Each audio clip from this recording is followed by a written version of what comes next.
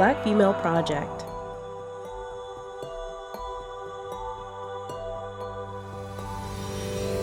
This is Leslie Stoval, your guest host for the Black Female Project podcast. Learn more about our work at www.blackfemaleproject.org. Hey there, I'm Leslie Stoval with another of KCM Radio, and we've got another edition of the Black Female Project, and we've got a very, very special guest this evening, and I want to introduce to you the founder's mother, Mrs. Fern Stroud, and you're a retired teacher in Berkeley, and I want to say welcome, and it's a pleasure to have you here. Well, thank you. Thank you very much. It's a pleasure to be here. So are you from Oakland originally? Actually in Berkeley. Okay. But I also had a little history in Vallejo, but Berkeley is where I really grew up from first grade to on. You went to Berkeley High? I went to Berkeley High. It's a great school. Great school. Yes, I still have some of those friends. We're all have turned to our fourscore this year. Fourscore. Oh my goodness. You don't look it. Well, I'm blessed and I'm thankful and I'm here. I hear you. I hear every day above ground's a good day. That's what I always say. Yeah. It's a positive thing to wake up every day. So where did you study teaching? San Francisco State. And what was your first teaching job?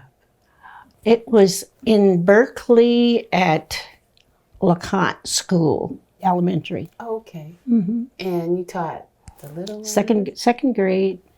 There were about 3 schools that were slightly integrated, and LeConte happened to be one. And then there were 2. African-American teacher on the staff? No, I wasn't. And so I understand you went and taught at a school up in the hills.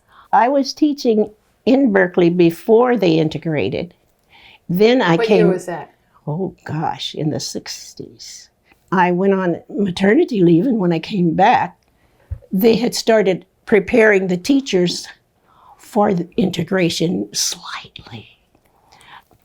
When I came back, I was placed at a hill school. It was called Grizzly Peak. Oh yeah. I remember the drive up there with my grandmother, my grandfather, my great-grandmother, and my daddy. Support. So we went up to see where this school was, because I taught at the Flatland School, so that was like. Berkeley's still configured the same way today. The money's in the hills and the right. proletariat and the flatlands. Right. That was I was the only African American teacher at that school, and they had 6 classes, and it was quite a different little setting. Tell me about it. Well, instead of having room numbers, you had the blue room, the green room, the tan room, and they had different color rooms, and those were different grade levels. Mm-hmm. And it only went up to 3rd grade. So you had kindergarten was up on a nice little hill up above us. But 1st, 2nd, and 3rd grade were down at the larger school, which there were only 6 teachers. And how many students? Well, I had as many as 38 at one time. One class? And then at 35, 30, 28. It varied. I was telling you about the ride. We rode up there, and everyone looked around and said, we don't want you up here. It was like, I don't know about this. When it gets dark, what's going to happen? When you better come home, you make sure you come home before that. But that's like 2 generations. Sure. Yeah. So I was there, and it went well. I remember the first day. Usually you kind of open the door and go out and greet your children. Well, they asked me to stay in without, going out greeting them, but no early surprises. So I had a 2nd grade class. How'd that go? It went fine. Oh, that's It really did, because I had a very supportive principal. That's what it takes, isn't it? Management support. Ah, yes. And he was there a lot. He was there to, straighten it out. So he was a very good support person. And he even volunteered in my classroom. Some teachers didn't, want him to be in there. He felt very comfortable in my room, and it worked out fine. And you must have been a fine teacher. Well, yeah, I enjoyed it. It was lots of fun. I was able to do a lot of things that I liked to do. A great science program. We were in collaboration with the University of California at that time, and a lot of their programs, they test them out. Math and science and everything. But I had finished my course at San Francisco State. For science, I enjoyed it. And so I said, well, I'm going to set my class up like my class was set up in college. And I said, I'm going to use vocabulary that they would be able to understand. I enjoyed doing that. I set things up so that the kids could, go around and with if I gave them a test, they would define what was in different settings. We did a lot of biology studies and everything. Of course, dissecting frogs. Not dissecting frogs, but there's lots of trees and everything there. So all the different leaves and which make those imprints. the veining and all of that we were able to do. But if I ran across something that I couldn't identify, I just sent a note home, because most of their parents worked at the university. Right. What a great resource. And they were so kind. We built communities and things. It was fun. And I really enjoyed it, because we could really kind of dive into the curriculum. Well, it sounds like you were the right. I have a theory, the right person at the right time. And it sounds like you were the right person at the right time. Well, I enjoyed it. Now, I'll tell you what, though.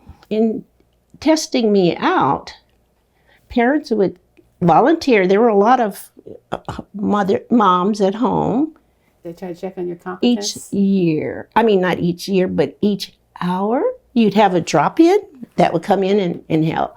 But then after that, they'd have their little tea party and discuss each hour that they were there. Really? And they left me alone. So it's a little different. Yeah, it is. But, parent participation was a lot. Yeah.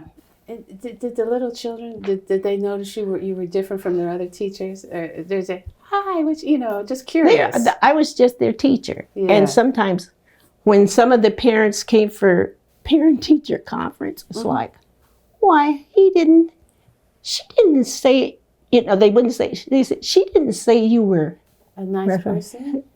No, I was just their teacher. Yeah.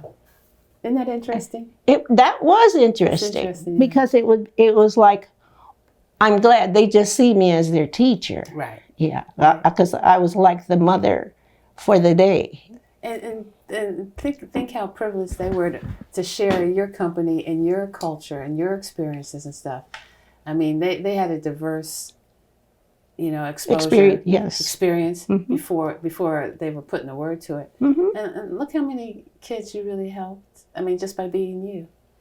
Well, I saw some of them later, in life and everything, and they remembered me. I'm sure they did. But that was an interesting experience, but I worked at many other schools too. That experience was just before they integrated, because they were putting teachers in different settings for a short period of time, just to kind of get them acclimated to what it might be. Right, because it was untested water, right? Yeah. And it's an experiment. I'm on a scientific experiment. We had a lot of training from a lot of the professors there at the university for training for cultural differences, and we had the sociologists, and we had all of these different classes. Oh my gosh. Just to get along. Yeah, and all this time getting into the more of the Black culture in the school, and they had Ebonics along with some of it. So some people were like, ugh, Ebonics, but it's like it's a part of our culture. It's like, when did she leave? And someone would say, she been gone, and you know what that meant. That it was just those kind of little quirky things. It's Cultural, but things have changed with teaching over the years because I did most things just by hand, all of the papers and things. But now everything is on computers and antiseptic. Yeah, very. Because with chalk, you can feel it. You're right on the board. Yeah. Do your own thing. When I was teaching them how to do cursive writing, I had music, so we could make those loops. They don't even know how to do cursive writing, nor the manuscript printing. The Nelian, that was the new connector. Right.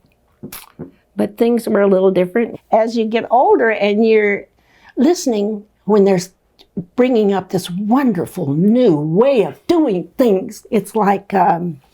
what's old is new again. We used to call that, committee work or something like that. It's just consulting. Things just go around in circles. Yeah, they do. You've seen so many changes, and you are such a positive and just an incredible gold mine of historical, knowledge, and just sharing, what you've done in your life and everything, and what you've seen, and I'm just sitting here. I've just learned so much. Well, let me tell you something. Yes, ma'am. I had 2 wonderful master teachers, African American, when I was student teaching, and they were both very good in the subject areas, and they had to be. It was a lot of wonderful insight that I got, being there to guide me through any kind of problems that they would say, okay, you may have this problem with something, and this is the way you approach it, Invaluable. Yeah, but I am very, very thankful that I had the experience of having them as my master teachers when I was doing student teaching in West Oakland. And in Berkeley when I was at another school in Berkeley. But you're passionate about your work, and you change lives, obviously, by being the academician that you are and community person. And I just want to thank you for all your work. Well, thank you. It's setting up the table for the rest of us. And your family, your daughters, Precious and Fern, outstanding women, just moving forward, confident, doing their thing. Black Female Project, thank you so much for stopping by. Well, thank you. Appreciate you. I'm sorry that I didn't make the sparkles fly. No, you did. You did. No, but thank you so much, sincerely. Well, thank you. Black Female Project.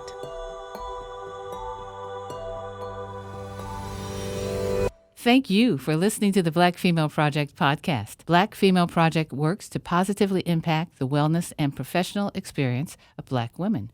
We celebrate women who thrive at work and share their stories with the girls coming behind us. Learn more at www.blackfemaleproject.org. Follow us on social media at Black Female Project. This is Leslie Stoval. Thanks for listening to the Black Female Project podcast.